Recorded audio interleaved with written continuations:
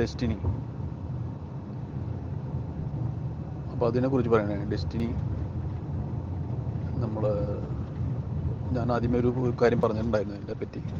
നമ്മൾ അബ്ദുൽ കലാം, മുൻ president, India കണ്ട ഏറ്റവും വലിയൊരു സയൻറ്റിസ്റ്റിൽ ഒരാൾ, അദ്ദേഹത്തിൻ്റെ ഒരു ബുക്കുണ്ട് എഴുതിയിട്ടുള്ള വിങ്സ് ഓഫ് ഫയർ. അത് ഞാൻ വായിച്ചിരുന്നു. അത് കുറേ കാലം മുമ്പ് വായിച്ചിട്ടുണ്ടാവും, കുറേ വർഷങ്ങൾക്ക് മുമ്പ്. അതിൽ വ്യക്തമായി ഇപ്പോൾ എല്ലാ ഓർമ്മയില്ലെങ്കിലും ചില ഇത് ഓർമ്മയില്ല. എനിക്ക് പറയാനുള്ളത് ഞാൻ പറയാം.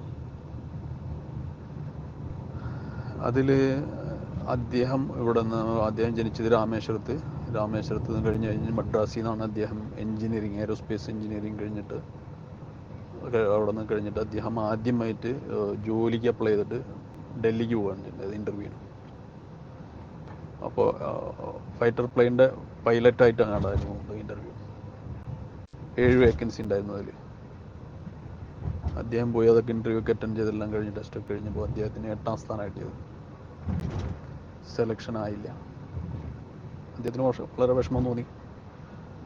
എന്നിട്ട് അവിടെ തന്നെ അദ്ദേഹം ഹരിദ്വാറൊക്കെ പോയിട്ടുണ്ടായിരുന്നു ആ സമയത്ത്. അതൊക്കെ ഗുരുക്കന്മാരെയൊക്കെ കണ്ടു, നല്ല ഉപദേശങ്ങളൊക്കെ കിട്ടി. പിന്നുള്ളത് നമ്മൾ കാണുന്നതാണ്. അദ്ദേഹം അതിനുശേഷം DRDOയിൽ ജോയിൻ ചെയ്യുന്നു. പിന്നെ അവിടെ നിന്ന് ISRO, പിന്നെ വലിയൊരു സയൻറ്റിസ്റ്റായി മാറി. പിന്നെ അദ്ദേഹം പ്രസിഡൻ്റായി മാറി. അപ്പോൾ അത് ആദ്യം അദ്ദേഹം പോയത് അദ്ദേഹത്തിൻ്റെ ആഗ്രഹപ്രകാരം പോയത്, വളരെ ആഗ്രഹത്തോടു കൂടിയാണല്ലോ പോയത്. ആദ്യത്തെ ഒരു ഇൻ്റർവ്യൂ, പിന്നെ ജോലി ചെയ്യണം, പൈലറ്റ് ആവണം. അദ്ദേഹം അന്നൊരു പൈലറ്റായി ജീവിതകാലം മുഴുവൻ കഴിഞ്ഞ് ഇനി എങ്ങനെ എത്തുമായിരുന്നു? ഇല്ല. അപ്പോൾ അതാണ് ആ ഡെസ്റ്റിനി. ചില സമയത്ത് നമുക്ക് വേണ്ടത് നമുക്ക് തരില്ല. അപ്പോൾ നമുക്ക് വിഷമം തോന്നേണ്ട ആവശ്യമില്ല. നമുക്ക് അതിന് നല്ലത്, അല്ലെങ്കിൽ നമുക്ക് സ്യൂട്ടായിട്ടുള്ളത്, നമുക്ക് നിയോഗമുള്ളത് അവിടെ വെച്ചിട്ടുണ്ട്. അപ്പോൾ അതിലേക്ക് നമ്മൾ എത്തിപ്പെടും. അത് വിചാരിച്ചിട്ട് നമ്മളൊക്കെ ഒന്നും ചെയ്യാണ്ടിരിക്കാൻ പറ്റുമോ? ഇല്ല. വർക്ക് ചെയ്തേ പറ്റൂ, അല്ലേ? ഫ്രീ വിൽ എന്ന് പറയും ചില ആൾക്കാർ. അത് പറയും, ഞാൻ എൻ്റെ അധ്വാനം കൊണ്ട് എല്ലാം ഞാൻ പറ്റുന്നതും ശ്രമിക്കും. 100% അധ്വാനിക്കും. 200% അധ്വാനിക്കുക. എൻ്റെ മുഴുവൻ ബുദ്ധി ഉപയോഗിക്കും. ഡാപ്പയിലെല്ലാം അധ്വാനിക്കും.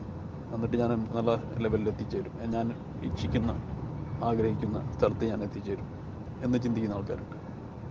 അത് പറഞ്ഞ് ഞാൻ എൻ്റെ ഫ്രീ വില്ല് കൊണ്ട് ഞാൻ എത്തുന്നതാണ്. അപ്പോൾ ഡെസ്റ്റിനി മുകളിലിരുന്ന് ചിരിക്കുന്നുണ്ടാവും. അത് പറയും, ഇത് തന്നെയാണ് നിൻ്റെ ഡെസ്റ്റിനി.